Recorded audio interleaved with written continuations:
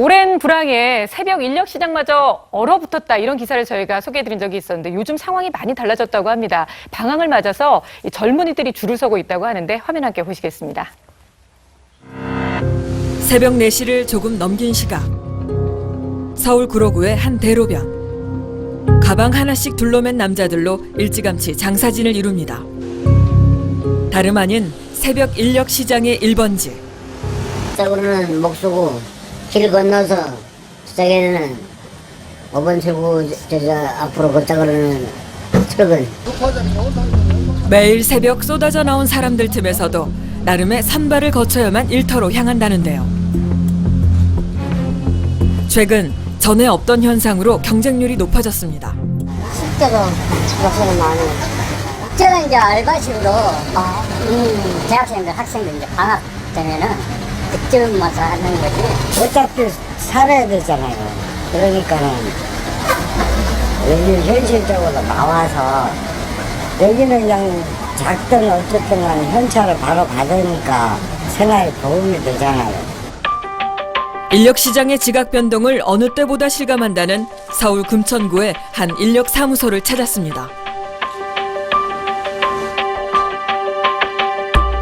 사무실 안은 이미 일용직 지원자들로 가득했는데요.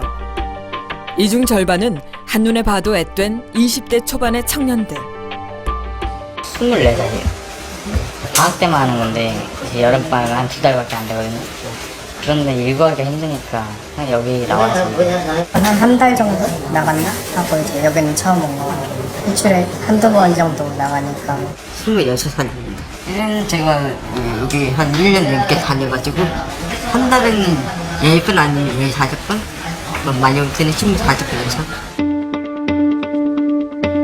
젊은 신입들답게 지원 신청도 서류나 전화 대신 문자로 남기는 게 달라진 풍경 중 하나.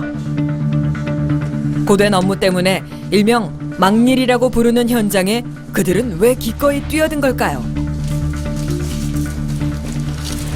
저 친구들이 여행 가려고. 여행?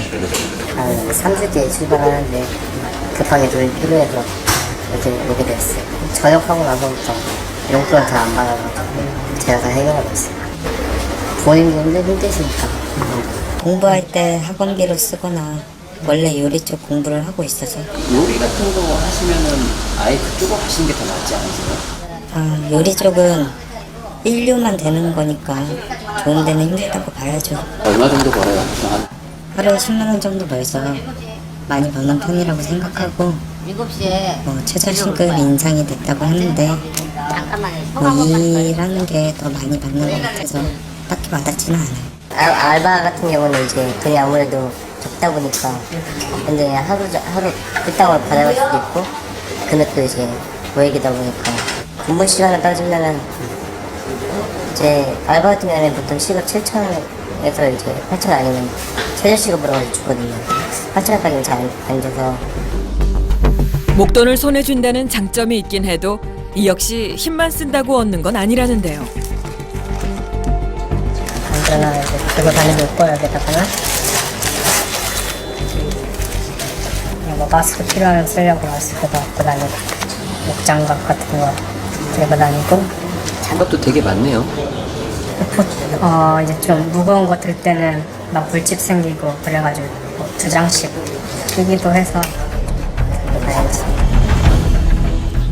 제 몸 건사할 만반의 준비는 필수에 안전교육까지 이수해야 할 만큼 깐깐함도 요구합니다. 이렇게 갖추고도 그날 조건에 따라 일을 지정받는다는데요. 마곡나루요, 마곡나루. 신도시거든요.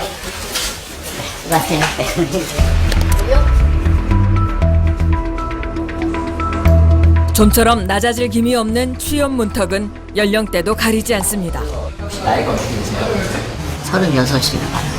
쉬고 있어가지고 돈 벌려고 나왔죠. 생활비 마련하려고 달달이는데 월세도 내야 되고 핸드폰비 나가고 교통비 나가고 내 용돈 나가고 그건 어차피 고정적으로 나가야 되는 거니까 그걸 뭐 어떻게 안 낼 수가 없잖아요. 그래도 뭐 다행히 뭐 애인이 있어서 애인이 없으니까 다행히 애인까지 있으면 좀 더 많이 나가겠죠. 녹록치 않은 현실 앞에 꿈은 말 그대로 꿈으로 남았다는데요.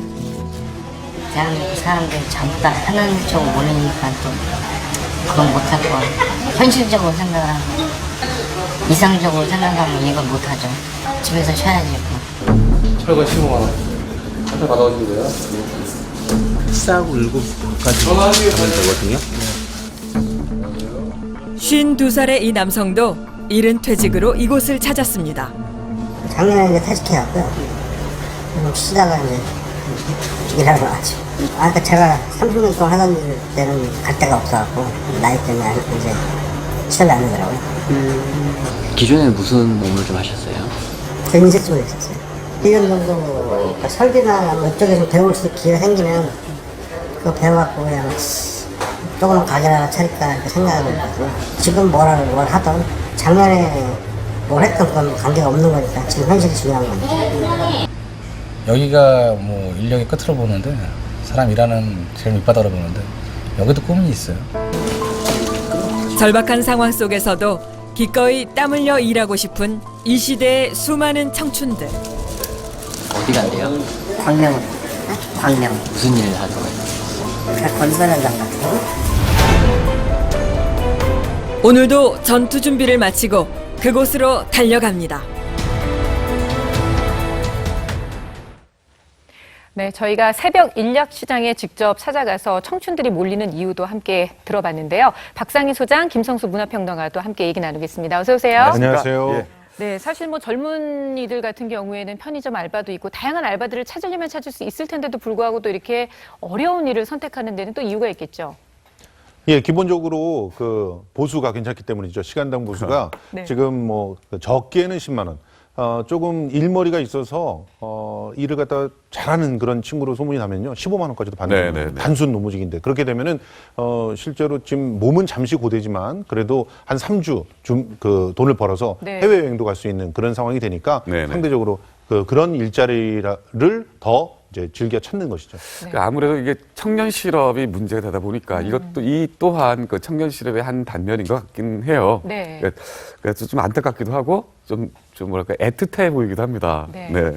네, 그런데 물론 이제 청년 실업의 한 단면이기도 한데 사실은 이제 저는 그래도 희망을 보는 것이 청년 실업에서 제일 심각한 거는 구직 활동을 하다 절망해서 아무것도 안 하는 상황이거든요. 예. 그런 청년들도 지금 많아요. 그런데 이 청년들은 거기에 절망한 것이 아니고 내가 내 몸으로 열심히 일을 해서 목돈을 모아서 내가 하고 싶은 일을 하겠다. 그게 공부든 해외여행이든. 네. 이런 면에서는 좀 절망스럽진 않고 희망을 찾을 수 있는 현상이기도 하다라고 보고 싶습니다. 네. 오늘 저희가 본 현장 프로그램에서 저희가 발견할 수 있는 참 아픈 부분은 네. 일종의 풍선 효과가 우리 사회에 나타나고 있다 이렇게 볼 수 있습니다. 그러니까 젊은 사람들이 제대로 된 취직을 못하니까 아까 말씀하신 것처럼 니트족이라는 그런 신조어까지 생겼는데 네. 그러니까 제대로 교육을 받고 있는 것도 아니고 트레이닝을 받는 것도 아니고 그러면서 구직을 못해서 아예 구직을 포기한 그런 젊은 사람들이 많다 보니 그런 사람들이 이런 알바 시장으로 들어오고 알바가 꽉 차다 보니까 이런 어떻게 보면 노동을 하는 그런 판까지 오다 보니 젊은 사람들은 젊은 사람들은 거기서 이제 어느 정도 돈을 버니까 괜찮을 것 같지만